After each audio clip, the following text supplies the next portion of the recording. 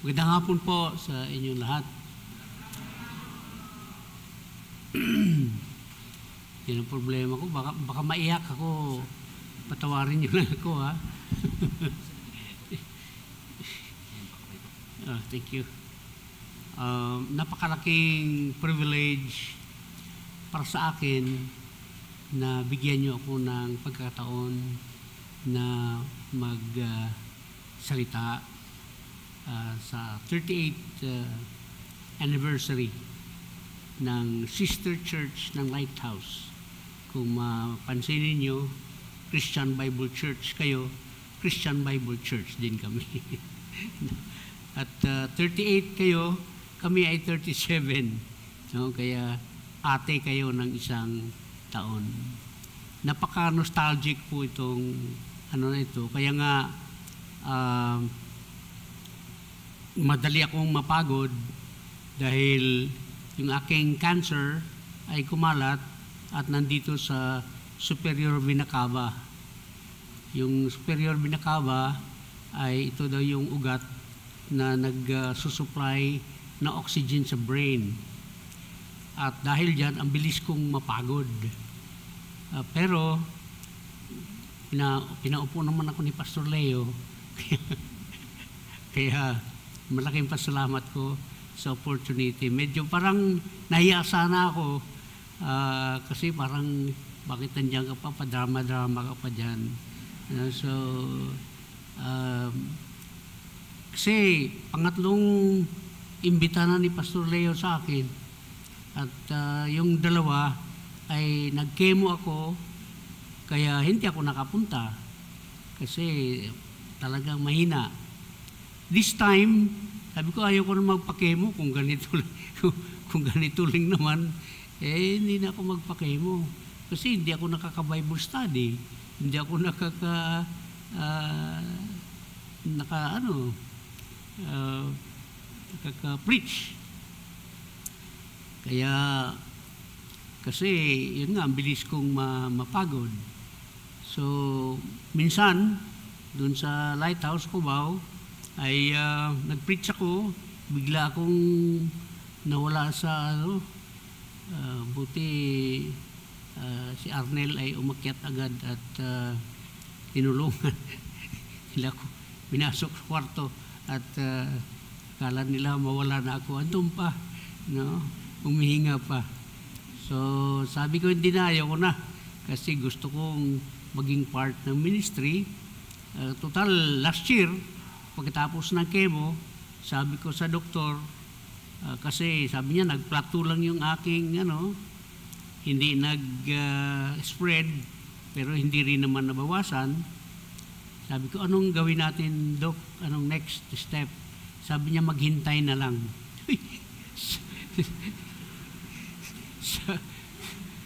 sa isip ko, pwede ba bukas? Kaso lang si Belen, sabi niya sa akin, huwag kang mamatay, ha? So, natakot naman ako sa kanya. No? Baka patayin niya ako kung ako'y mamatay. Pero sa totoo lang, talagang naging, sabi ko, ito, napakaganda kasi kanina nabanggit ng Elder Wilber at Pastor Leo, kami ang unang dito. Nagpunta nga ako kay Doc Chino 2 weeks ago. Sabi ko, punta ka doon, tayo nagsimula doon eh.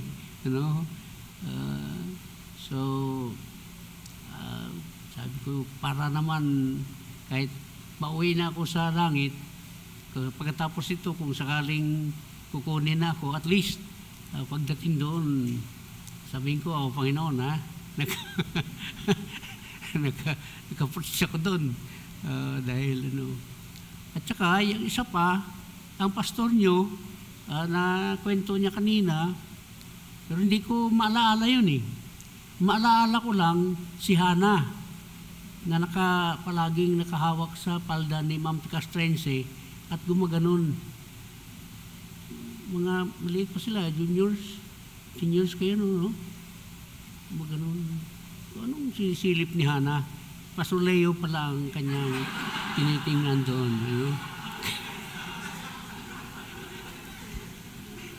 Yun lang matandaan ko eh. No? So, kaya sabi ko, kailangan nandito ako para malaman nyo na yun ang kwento ng kanilang kasaysayan ng kanilang pag-ibig. You know?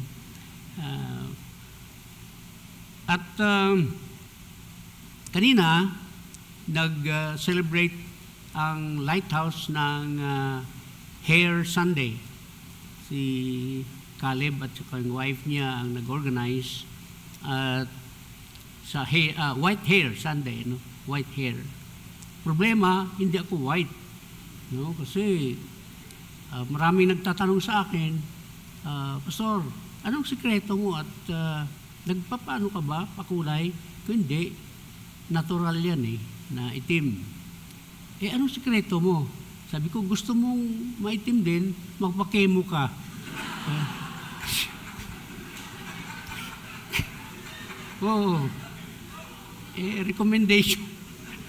Recommendation ko yan. No? Pakemo kayo at hindi ko lang alam kung effective sa inyo yun. Ano?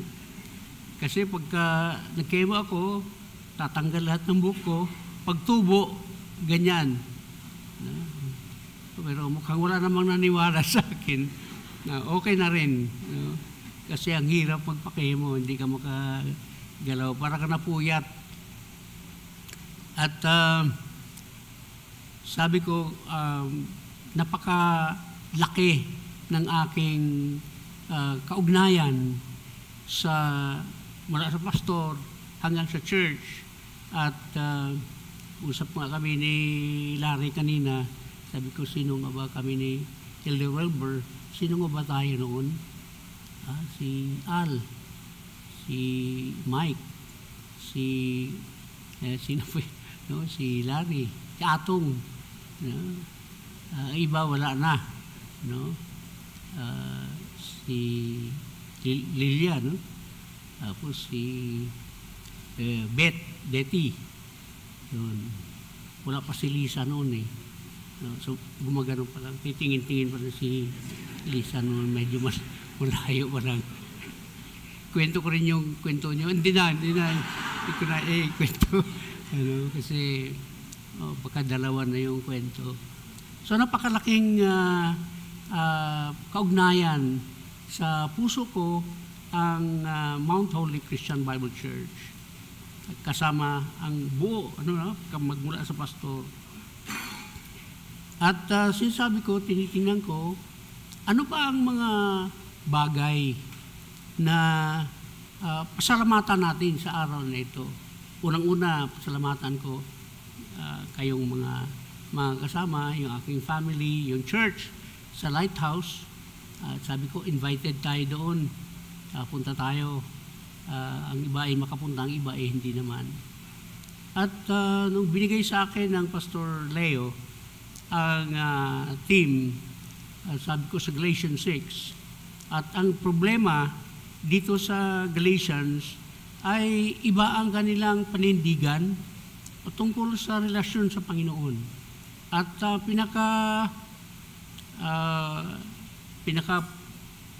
pinaka-emphasis nila ay yung circumcision. Kaya sabi ko parang hindi ata, ang layo eh, no? Pero tama yon.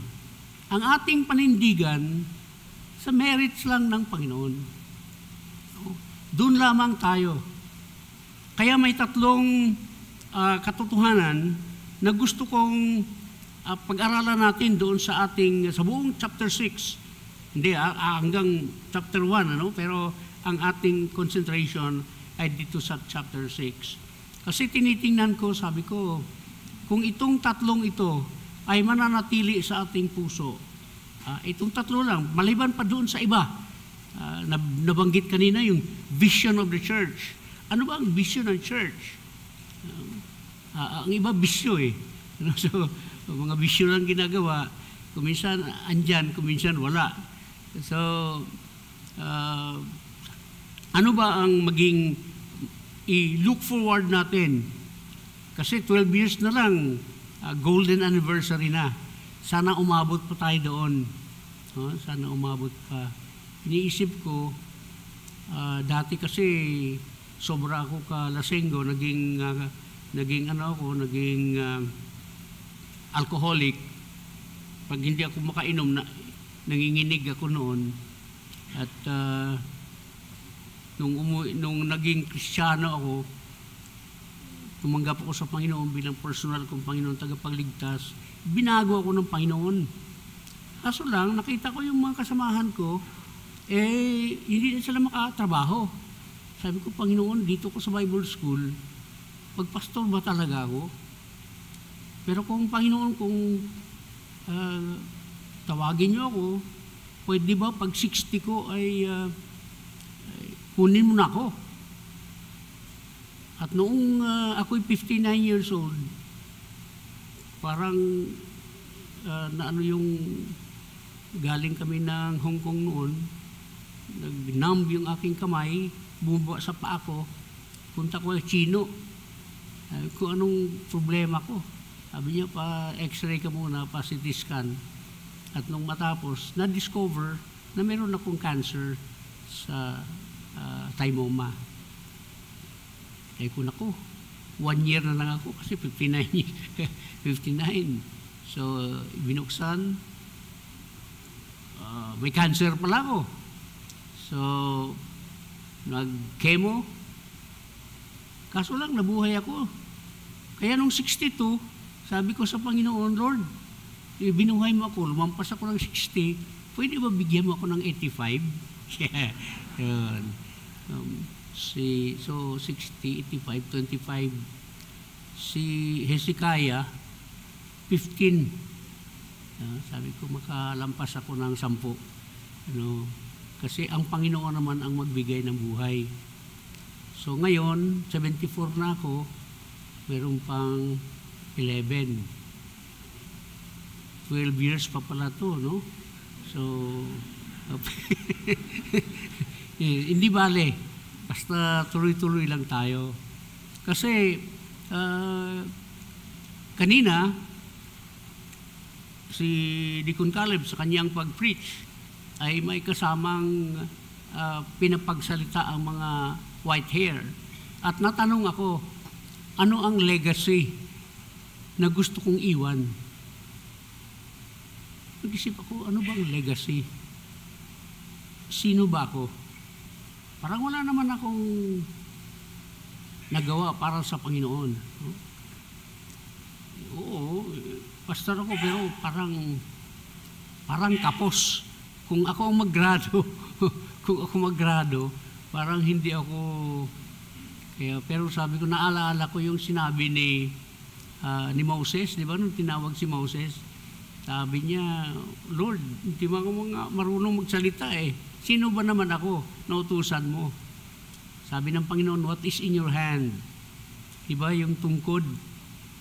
Sabi niya, sige, yan ang gamitin mo. Kaya lahat tayo, sa paglilingkod sa Panginoon, ang merit ay kung ano lang ang ibinigay ng Panginoon. At ang pinakaunang ibinigay ng Panginoon sa atin ay ang ating Panginoon Jesucristo. Kaya 3 bagay ang gusto kong maalaala natin after 50 years. At tinitiyak ko sa inyo, makapagsabi tayo sa Panginoon, andito kami, matapat kaming naglilingkod. Unang-una po ay ang God's gracious provision of our salvation. Okay? Isa pa pala ang problema ko, yung mata ko, no? Inopera ako noong 3 years ago. Yung aking retina ay tinanggal. Kaya ngayon, may iba, akala nyo, suplado ako, pero hindi pala talaga ako makakita. Pasalamat lang ako sa Panginoon at may digital. Medyo malaki yung, kung libro to, di ko na ito makita eh. So, yan, tuloy ko po. Yan ang pinakauna. Ang Panginoon natin ay napakabuti. At sabi ko, ano ba i-celebrate natin? 38 years. Ano ba i-celebrate ng Mount Holy? Ano bang nasa puso mo ngayon? Totoo, maganda yung kanta kanina eh. Sabi ko, parang concert, gusto kong pumalakpak kanina eh. Kaso lang mukhang bawal ata dito Pumalakpak. Hindi naman. Gusto ko nung pumalakpak eh. Ganda yung inyong pagkakanta. At gusto kong marinig yung pinakamataas na talagang tama sa tono eh. Hit na hit yung pinakamataas na point ng song. At pagdating ng 50 years, wala naman ako dito kung sakali. Pero ito, maalaala nyo, na napakabuti ng ating Panginoon. Unang-una, yung kanyang gracious provision of our salvation. Doon sa Galatia, pinag-uusapan nila, pinag-awayan pa nila, at sabi ni Paul sa kanila, "You foolish Galatians." Kung si Gadon pa, bobo kayo. Bobo kayo mga taga-Galatia. Bakit? Circumcision ang kanilang pinag-usapan and even rituals. But this God's gracious provision of our salvation is relational rather than ritual. It's relational. So, napakaganda. Pangalawang point po na hindi mo natin i-discuss, hindi lang po yung kanyang gracious provision of our salvation, God's wonderful society given to us. Anong society? It's ecclesia, the Church of Jesus Christ. Yan ang ating society na na-provide din ng Panginoon sa atin na maging member tayo. At ito po ay exclusive sa mga anak lang ng Diyos. Hindi po pwede yung walang relationship sa ating Panginoon. Parang mag-isip tayo, palakasan ba ito? May ghost project. May pamilya-pamilya na naman ba ito? Yes. Dito sa society na ito, relational. You must be born again into the family of God.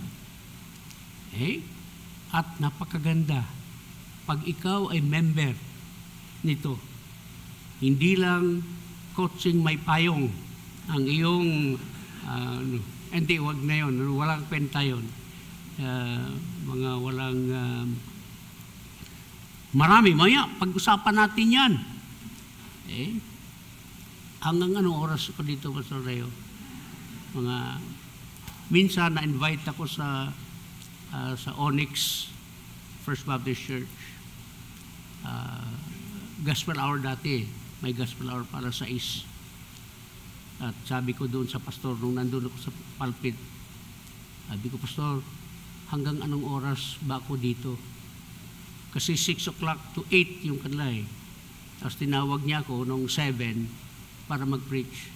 Sabi ko, "Pastor, hanggang ilang oras ako dito? Hanggang anong oras?" Sabi niya, "Pastor, kahit ilang oras ka dyan, pero uwi kami ng alas 8.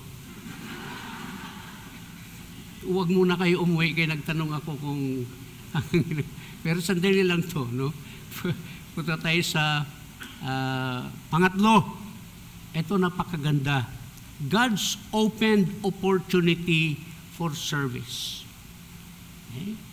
Hindi lang God's provision of our salvation, God's wonderful society, and this opened opportunity for service. All this because we have Christ. Not circumcision, but Christ. Not any observation, not any work, but because of God's grace. Now, let's look at the first point. At makita natin na talagang, this is really a matter to celebrate. Ito'y talagang dapat nating i-celebrate.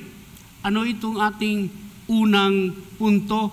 The God's gracious provision of our salvation, relational rather than ritual. Sabi niya sa 12 to 13, dito sa ASV, sabi niya, as many as desire to make a fair show in the flesh, they compel you to be circumcised only that they may not be persecuted for the cross of Christ. For not even they who receive circumcision do themselves keep the law, but they desire to have you circumcised that they may glory in your flesh. Para sumikat. Pero anong sabi ni Paul sa Ephesians? For by grace are ye saved through faith, not of yourselves. Why? Baka hambug-hambug ka eh. Magyayabang-yabang ka. Kung hindi ako mayaman, Mount Holy yan, wala yan. Kung hindi ako pogi, bakit napunta sa pogi? So, pinagmamalaki. Sabi ni Jeremiah, sabi ng Panginoon kay Jeremiah, sabi niya, ang tao, huwag siya dapat magmayabang sa kanyang kayamanan, sa kanyang kalakasan, sa kanyang kapangyarihan, sa kanyang talino. Dapat ipagmalaki ng isang tao kung kilala niya ako at naiintindihan ko ang aking mga salita. Yan po ang ating, at ito, napakaganda, sapagkat nung sinabi ng Panginoon kay Nicodemus, napakatalino ni Nicodemus, rabay, reliyoso, pero sabi ng Panginoon, you must be born again. Because, except a man be born again, he cannot see the kingdom of God. Bakit po born again? Kasi, tayo, children of the devil. Bakit tayo children of the devil? Because of sin. He that commits sin belongs to the devil. Anak po ng Diablo. In John 8:44, sabi ng Panginoon, mga religious leaders pa yan. Ano sinabi niya sa kanila? You are of your father, the devil. Okay? So talagang, saan pupunta ang Diablo? Pupunta po yan. Mamaya ating titinan kung saan siya pupunta. Kaya it's relational rather than ritual. Kaya napakaganda po itong gracious provision of our salvation. Pangalawa, changing our DNA. Sabi niya sa verse 15, for neither is circumcision anything, nor uncircumcision, but a new creature. Paano ka maging new creature? 2 Corinthians 5:17. Therefore, if any man be in Christ, ang preposition na in is very important. Anong opposite ng in? Out. Kaya pag in ka, you belong to the family. Pag out ka, you belong to the devil. Okay? If any man be in Christ, ano raw? He is a new creature. All things are passing away. You're prone to sin because you're a sinner. Usap kami ni Belen. Sabi niya, ang yaman naman pala noong mga contractor ng flood. Yan ngayon ang pinaka popular na pinag-usapan. Mga nag-contractor pala ng flood control, ano naman pala, mayayaman. Hindi na sila dapat nag-desire na mangurakot. Sabi ko, hindi. Hindi naman yan sila nag-desire. No? Talagang yan ang gusto nilang gawin. Bakit? Kasi kurakot yan sila eh.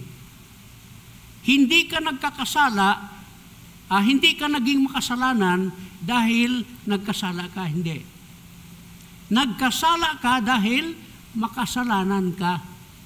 Ang kasalanan ay bunga lang yan Sabi ng Panginoon, di ba? Kung ano ang puno, yan ang bunga. So ang kasalanan, gagawin niya talaga magkasala. But when you are born again, God is going to change your DNA. The spiritual, you become child of the devil. Kaya sabi ng Panginoon kay Nicodemus, you must be born again. Andyan po yung word na must. Kailangan, a need, a necessity na ipanganak kang muli. Bakit? Kasi hindi ka anak. Minsan sa Bible study, sabi ko, bakit nung John 1:12, sabi niya sa John 1:12, but as many as received him, to them gave he power or authority to become the Son of God. Bakit? Sa Tagalog kasi, bigyan ng karapatan na maging anak ng Diyos. Bakit ka bigyan ng karapatan na maging anak ng Diyos? Yung kinausap ko, sabi ko, ikaw, sinabihan ka ba ng tatay mo, mula sa araw na ito, karapatan mo na maging aking anak? Hindi Sabi ko, bakit? Anak niya ko Ay, tama ka. No? Kaya dito, sa John 1:12, bigyan ng karapatan. Bakit?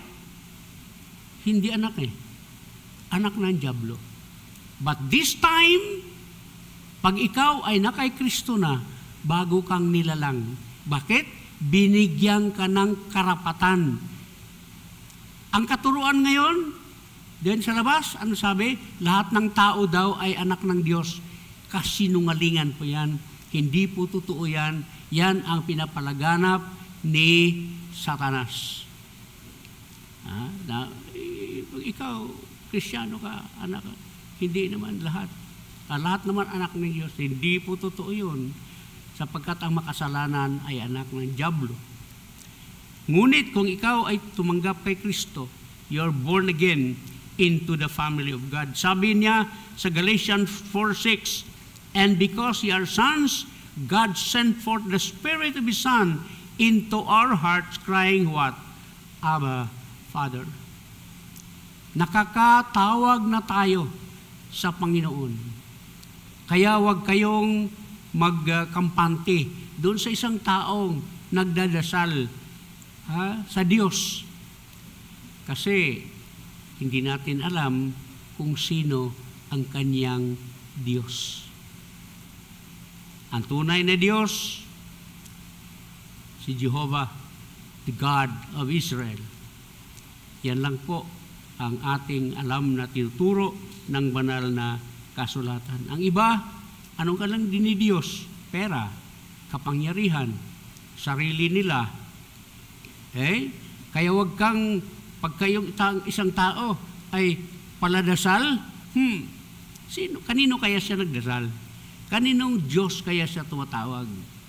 Okay?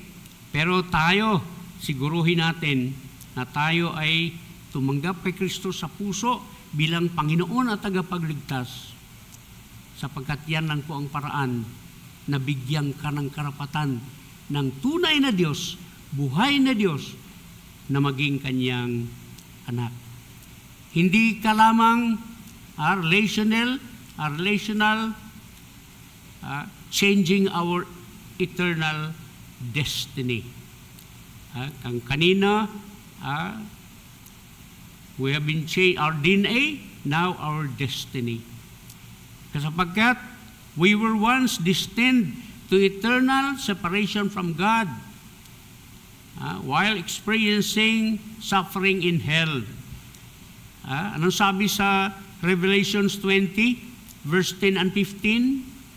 Sabi, and the devil that deceived them was cast into the lake of fire and brimstone, where also the beast and the false prophet, and they shall be tormented day and night forever and ever. And if any was not found written in the book of life, Yan po ang listahan ng member ng Society of Jesus Christ. The Ecclesia, the church. Andoon ang listahan sa Book of Life. If your name is not written in the Book of Life, he was cast into the lake of fire. And kaya tayo magsiselebrate. Makaselebrate ka kung ikaw ay born again ka na into the family of God. It doesn't matter how long have you been a member of Mount Holy Christian Bible Church or Lighthouse Christian Bible Church. If you are not born again into the family of God, you're still going to hell. I grew up in Sunday school. When I became a young person, about 18, I was already preaching in the church. But I didn't have the personal relationship with the Lord Jesus Christ. Alam ko yung Bible. Kinakanta pa namin yung, 12 years old pa lang, kinakanta na namin yung Old Testament books. Let us sing the books of Moses, of Moses, of Moses. Let us sing the books of Moses, for he wrote the law. First Genesis, second Exodus, third Leviticus, then Numbers, and the fifth is Deuteronomy, the last of them all. Oh. Pagdating sa minor prophets, let us sing the minor prophets were tale of the Jews.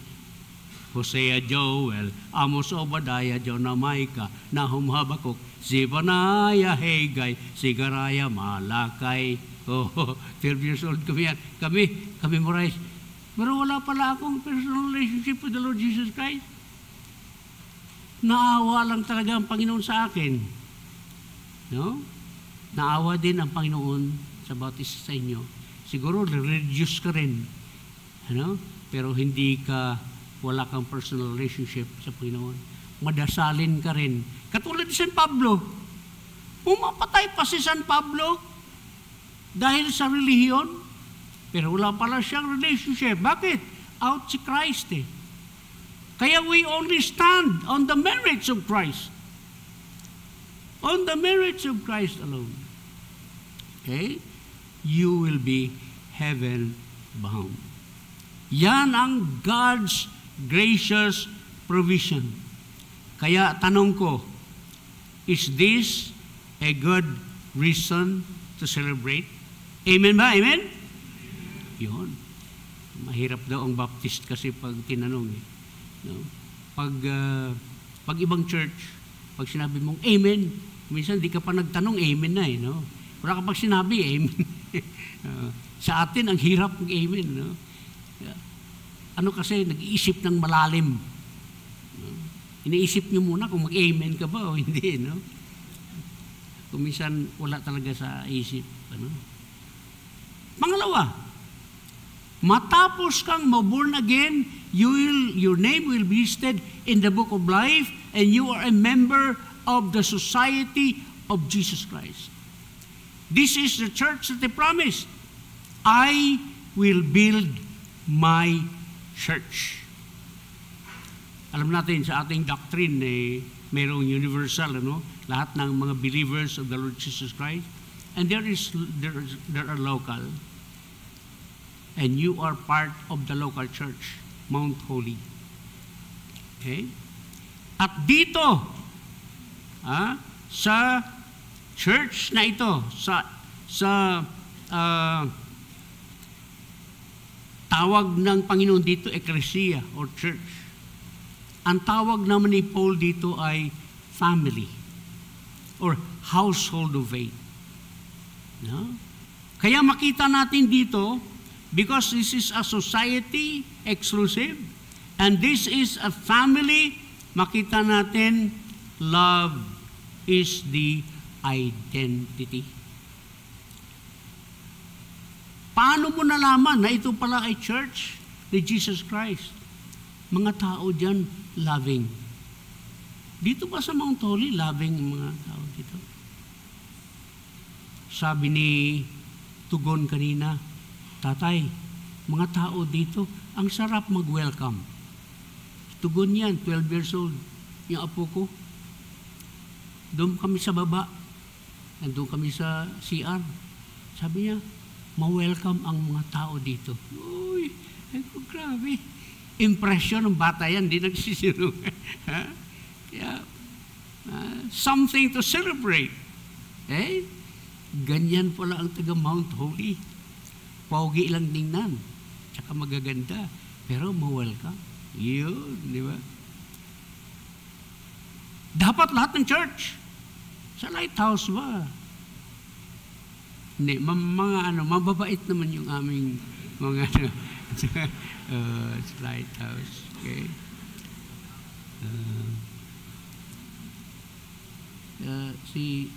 Sa January ba, invited rin ba natin sila?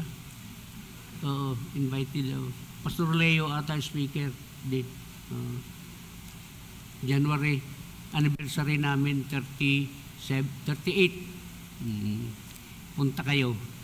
At kayo rin ang makapagsabi kung taga Lighthouse ba, ma-welcome. Yes, di ba? That's right. Pero yan po ang identity. Anong sabi ng Panginoong Hesus? Noong sa John 13, 34 and 35, a new commandment I give unto you, that ye love one another, even as I have loved you, that ye also love one another. By this shall all men know that you are my disciples, if ye have love one to another. Love one to another. Hindi po love another one. Ang iba, panay ang love another one. Usap kami ni Elder Wilber kanina iba, saan ang iba? Bakit kaya ganun? Palipat-lipat sila. No? Hindi love one another, love another one yun. Bakit hindi ka makastay? Kung mahal mo, kasi naman, ang dami namang pasaway dyan. Bakit ikaw? No? Pati ikaw. Walang perfect church. Walang church na perfect. At pag nakakita ka ng perfect church, huwag kang sumali dyan. Bakit? Ay, masira yan. Nandun ka na eh.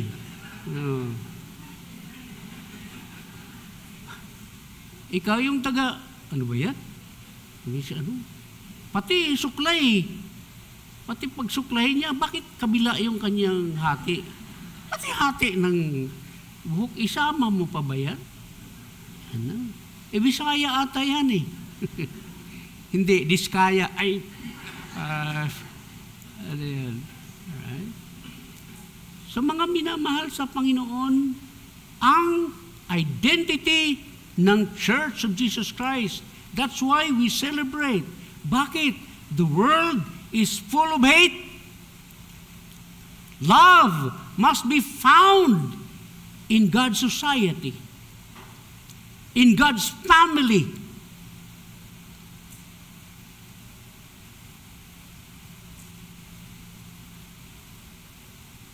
And after 12 years, sabi ka, tama, no? Sana hindi mo sinabing tama dahil sinabi ko, kundi dahil andyan sa Bible yun eh. Sinabi na ng Panginoong Jesus yan, that you are my disciples. I-promote natin ang love. Okay? Lalo na sa ating family, huwag kayong mag-usap ng mga bagay na may mga family na pinag-uusapan ang church sa kanilang hapagkainan. So yung mga anak, nawalan din ng gana ng love sa church. Bakit? Yung parents, ang daming sinasabi na masama patungkol sa church. Wala namang church na perfect eh. Kaya nga tayo dyan lahat tinawag ng Panginoon at binago niya ang ating buhay. Ano sabi ni Paul sa Romans 5:5? The love of God is shed abroad in our hearts by the Holy Ghost which is given unto us. All of us mayroon ng DNA ng love of Christ. All we have to do is exercise it. Use it. Okay? Ipalabas natin yan. At tayong mga Pinoy, medyo mahirap tayong mag-express, ano? Sa palakpak pa lang, parang ayaw nung nga pumapalakpak eh. Ano? So, pero i-express natin. Sabihin natin, mamaya, kanina nagkamayan tayo, no? Kung minsan yung kamayan hanggang sa nakalagay lang sa program kamayan. Ayun, kamayan. Pagka wala sa program, bitawan na. Hindi. Dapat yan ang practice natin. Hindi lamang yung ating pag-ibig sa isa't isa. Care is our norm. Anong sabi sa verse 1 ng 6? Okay. Those who are weak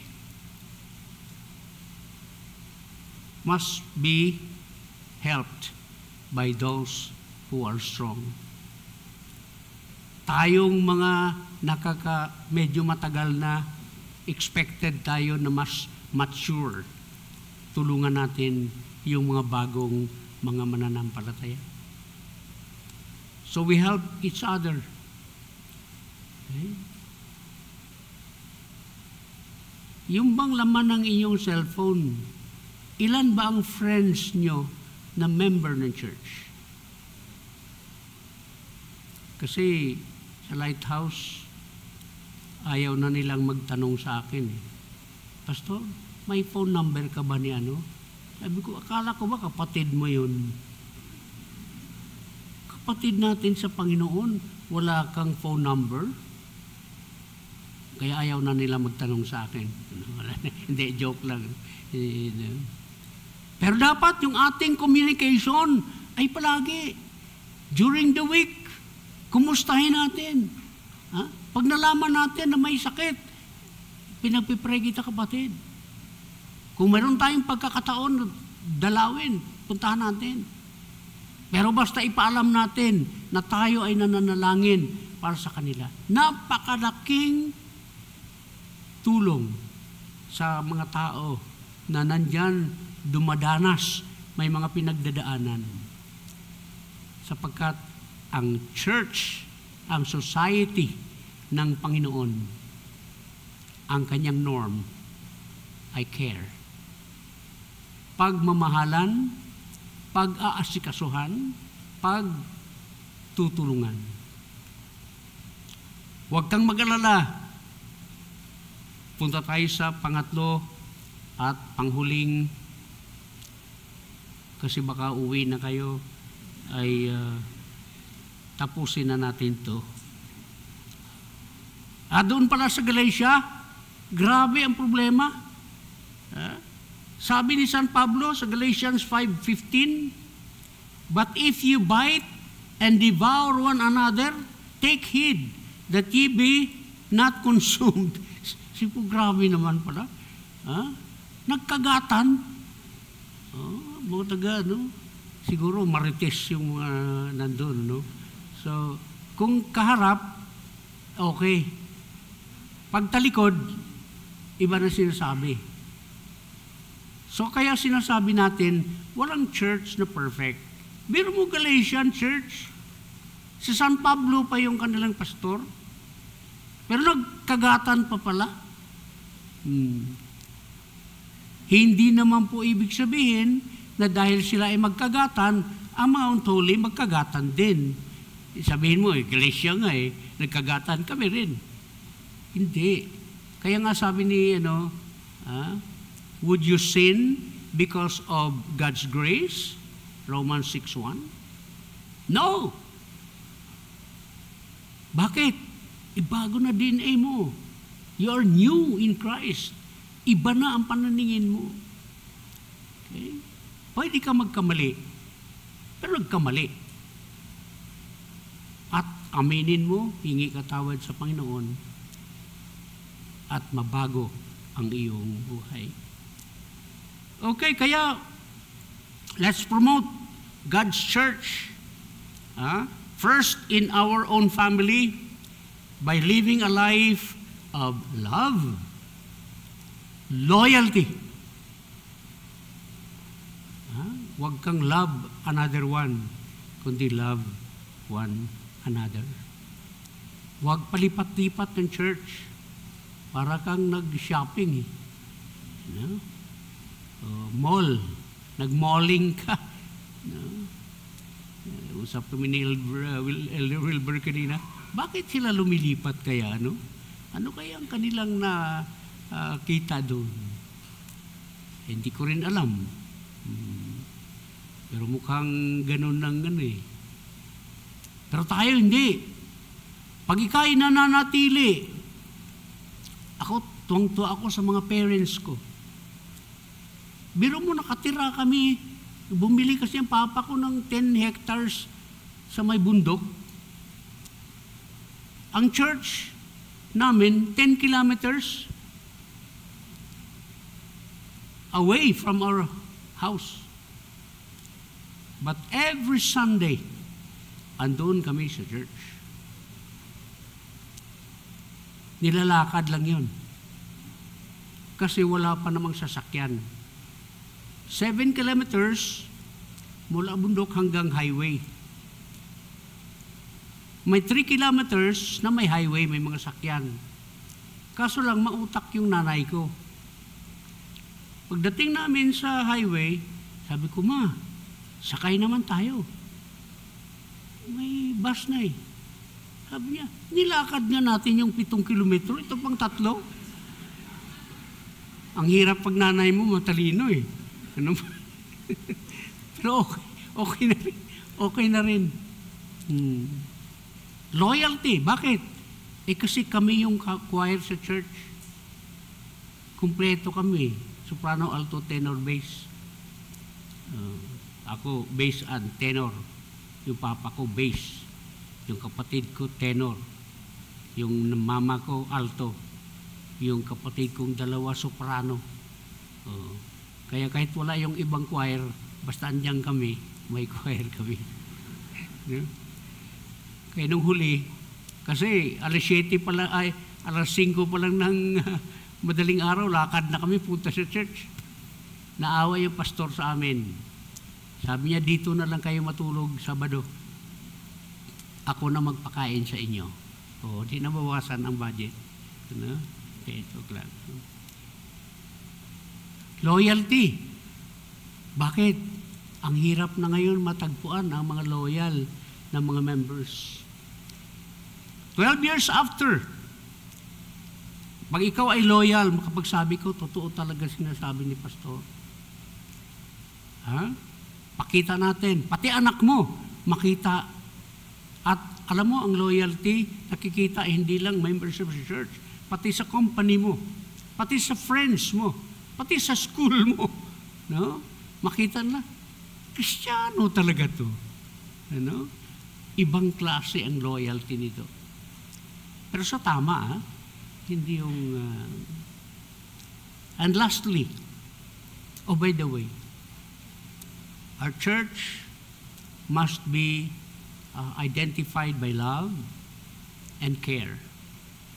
Pero baka makalimutan natin yung verse 6. Usually nakakalimutan itong verse 6, Galatians 6:6. Ano ba sabi ng Galatians 6:6?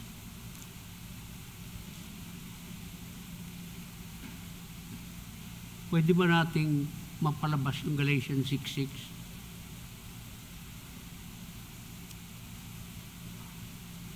Kasi usually nakakalimutan to eh. Pwede mo palabas? Pwede raw. Okay. Yan. Let him who is taught the word share in all good things with him who teaches. Sino yung him? Pastor Leo yan.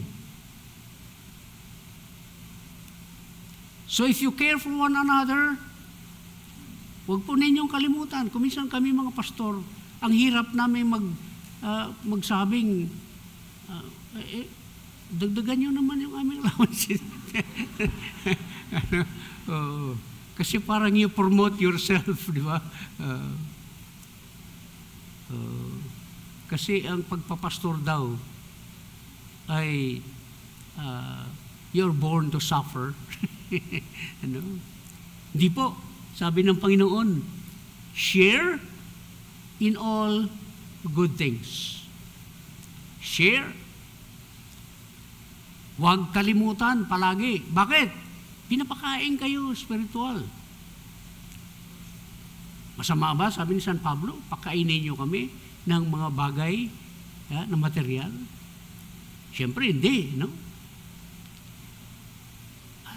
Punta na tayo sa sunod, yung panghuli. God's opened opportunity for service. Okay? As each has been given ability. Ano sabi niya sa verse 4? But let each man prove his own work, and then shall he have his glory in regard of himself alone and not of his neighbor. Sabi ni San Pablo, verse 7 ng Ephesians 4, but unto each one of us was the grace given according to the measure of the gift of Christ. Ano bang gift? Ability to serve, ibinigay ng Panginoon sa inyo. Kanina, tinitingnan ko kayo, ino-observe ko yung mga tao dito, no? Ano bang pinagagawa? Kasulan, sinabitan ako dito eh. Kaya hindi na ako makagalaw, hindi. Sabi ko, ang lahat busy. At mukhang kaninang umaga, naghanda ng maraming mga nandito para imahinda itong gawain na ito. Salamat sa mga kasama sa paghahanda, sa paglilingkod sa Panginoon. Salamat sa choir. Salamat sa nag-asikaso ng ating mga gadget, ng ating sound system. Yan yung gift na ibinigay ng Panginoon sa inyo upang makapaglingkod. Pasalamat tayo sa Panginoon. It's a privilege. Hindi po lahat tinawag ng Panginoon maglingkod. Okay? Hindi po lahat. Kaya napaka-sarap na binigyan tayo ng Panginoon. Hindi lang ability, kundi availability and the heart to serve. And the heart to serve. Yung taong may puso sa paglilingkod, hindi mo na kailangang i-assign eh. Okay? Kaya turo ko kay Pastor Romy, sabi ko pag nandoon tayo, may gawain, naka-ready tayo. Yung aking mga estudyante sa homiletics, sa ating Bible School, sabi ko, kahit saan kayo magpunta, mga fellowship, mayroon kayong wallet. Sa inyong wallet, ay nakasiksik ang 1/4. Nandoon yung outline ng message. Sakaling kailangan na may mensahe, taas ako, ready ako magbigay ng devotion. Okay? So, may isang estudyante sa akin, may pastor nagsabi, Pastor, sinusunod ko yon, kaya hindi ako kinakabahan pag may fellowship. Nakangiti ako palagi at nakatingin ako sa leader, baka tawagin ako eh. Bakit? Ready to serve. Bakit? Kasi my heart to serve. At nilalagyan tayo ng Panginoon ng pag-ibig sa ating puso upang maging handa tayong maglingkod. Okay? You serve one another here. Service, tandaan po natin, is a spiritual investment. Ano mangyari sa investment? Mayroong ROI. Ano yung ROI? Return of investment. At ang napakaganda, sapagkat ang Panginoon ang nangako at kailanman ang Diyos ang kanyang kaharian. Meron kaming, nung sa Sikatuna, ay nagbahay-bahay kami doon. At mayroong isang mama, binigyan namin ng gospel tracts. Sabi niya, Sir, pwede magtanong? Sabi ko, opo. Bakit ba may mga relihiyon? Sabi ko, kasi kailangan ma-share yung mabuting balita ng kaligtasan. Sabi niya, hindi sir eh. Ano pala? Sabi ko. Sabi niya, kasi relihiyon, negosyo yan eh. Sabi ko, tama. Negosyo naman talaga eh. Sabi ko, katulad nito kami, namimigay kami ng pulyeto, pero hindi po kita sinisingil. Negosyong palugi. No? Palugi. Kasi negosyo ito ng Panginoon. This is God's business. Sino ang nagkapital nito? Ang Panginoon. Tapos binibigay niya sa iyo ang pera. Ikaw, hindi lang pera, oras, at kakayanan. Pag ginawa mo yan, sabi ng Panginoon, ano itinanim mo? Aanihin mo yan. There is always a return of investment. Kaya sabi niya sa Galatians 6:9, let us not be weary in well-doing, for in due season we shall reap if we faint not. Huwag kang manghina, huwag kang manlupaypay, tuloy-tuloy ang paglilingkod. Hindi sayang.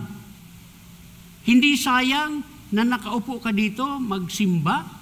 Hindi sayang na nakikumusta ka. Hindi sayang na nagte-text ka sa kapatid para ma-encourage mo sa paglilingkod. Hindi sayang yan. You will reap if you continue doing it from your heart to glorify God because of Christ. Sapagkat yan po ay isang napakalaking privilege. Napakalaking privilege na ibinigay, opportunity for service. And you can be sure that recognition from God is promised. Anong sabi nga? Yung maliban sa 6:9, binasa natin, he shall reap if he faint not. Sa Matthew 25:20 and 21. And he that received, ito yung kwento nung binigyan ng talents ng Panginoon, yung isa binigyan ng 5, yung isa binigyan ng 2, yung isa binigyan ng 1. Ito yung binigyan ng 5. And he that received the 5 talents came and brought other 5 talents, saying, Lord, thou deliverest unto me 5 talents. Lo, I have gained other 5 talents. His Lord said unto him, well done, good and faithful servant. Thou hast been faithful over a few things, I will set thee over many things. Enter thou into the joy of thy Lord. The commendation from the Lord. Well done. Kasi kung minsan, ang iba half done, ang iba rare. Dapat tayo, well done. Yung rare, medyo nakaka-high blood yun. Well done, good and faithful servant. You have been given the ability to serve. You have been given the heart to serve. Use it. I tell you, guaranteed, sinabi ng Panginoon, those who have been trusted will be trusted more. Mga minamahal, as we close, tandaan po natin, let's proclaim Jesus Christ, gracious gospel of salvation. Share natin. Kaya nga, gospel eh. Good news yan eh. No? Ngayon, uso, fake news. Meron tayong gospel proven. Good news. Lives change. Talagang binago ng Panginoon. Let's proclaim. I-share natin doon sa mga unang-una sa ating mga mahal sa buhay, sa mga kaibigan. And then, let's promote God's wonderful society. Bakit? Dito tayo lumalago. Dito tayo nakakakuha ng support, spiritual, emotional, mga kapatiran, nagmamahal at may pagmamalasakit. And let's also persist on the privilege of service. I tell you, the next 12 years to our golden, if the Lord Jesus Christ tarries, will be very exciting. Looking back to what God has granted for us to experience. Salvation, His society, the church, and service. Let's pray. Our loving Heavenly Father, we thank you because you are our God. Because of the Lord Jesus Christ, we experience salvation. We experience the society that care, that love. And we also have the opportunity, the joy of serving.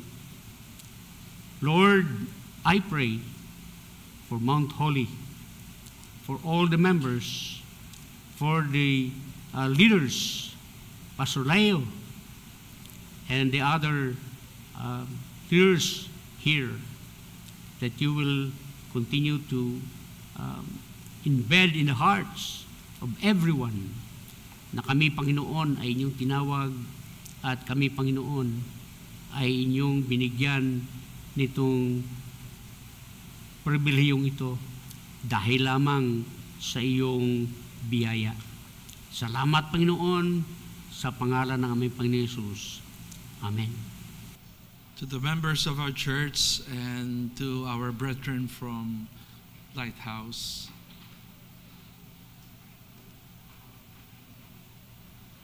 and to our guests, our church celebrates Lord's Table once a month. At ito ay isang bagay na hindi namin ginagawa just for the sake of doing it as part of a tradition. Kundi we give extreme importance to the celebration. Kaya whenever we celebrate this, we give certain reminders to the church members and to our guests. To our guests, ang reminder namin ay if you don't have a relationship with Christ yet and you haven't even followed the Lord in water baptism, we pray that you just observe, but we look forward to the day when you will be joining us in celebrating this very important institution that the Lord Jesus Christ established 2,000 years ago. And this is an opportunity for us to reflect on the reason why the Lord Jesus Christ established this institution. And this is a moment when we will have a brief reflection, an opportunity to reflect. Such a beautiful institution, such an honor, na sinabi nga sa atin sa message kanina, such a relationship that we have in Christ. Shall we all stand up?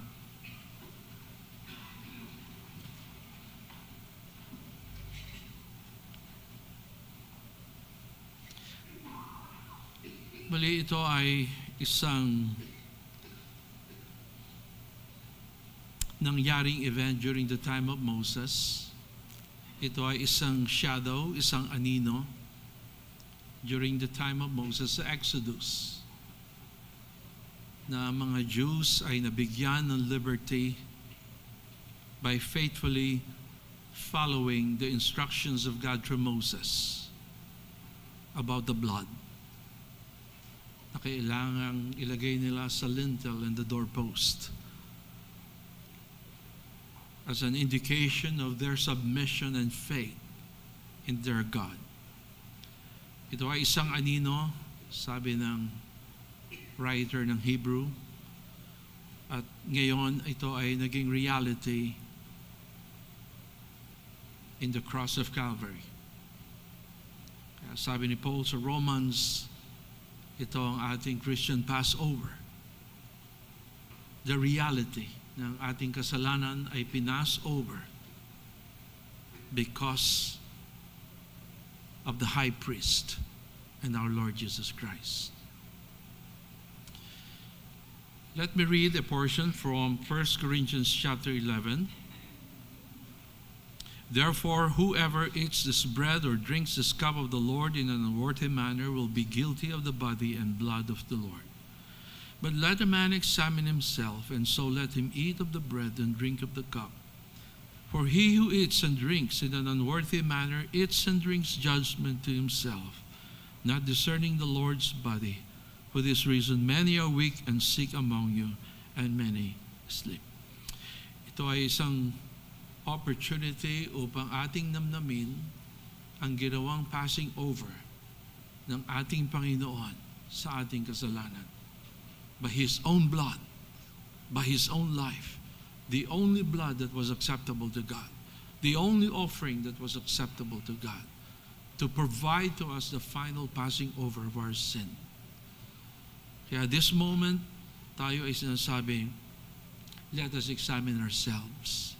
Let our hearts be right with God.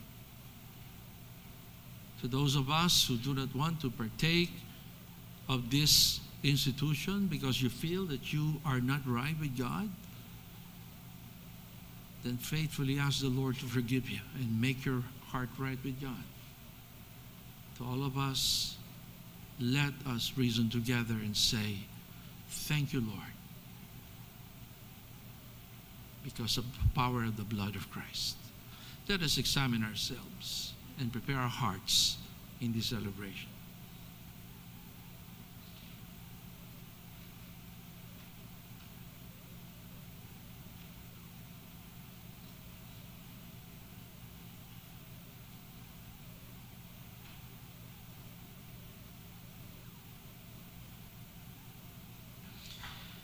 Heavenly Father, we thank you for what this bread represents, your broken body, your bruised body.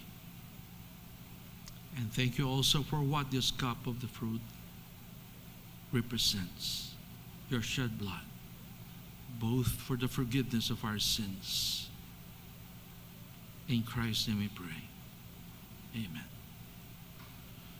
May I request the leadership to please come forward and assist us. And let's start with our celebration.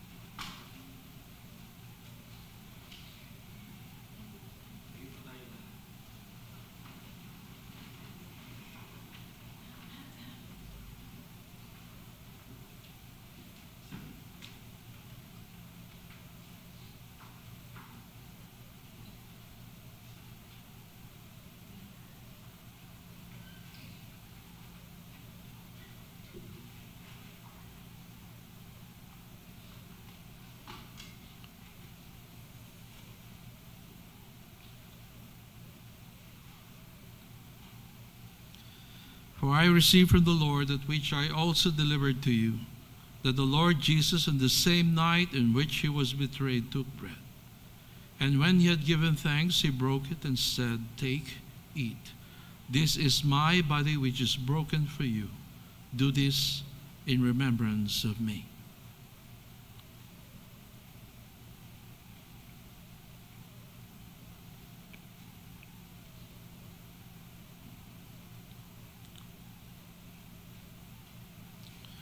In the same manner, he also took the cup after supper, saying, This cup is the new covenant in my blood. This do as often as you drink it in remembrance of me. For as often as you eat this bread and drink this cup, you proclaim the Lord's death till he comes.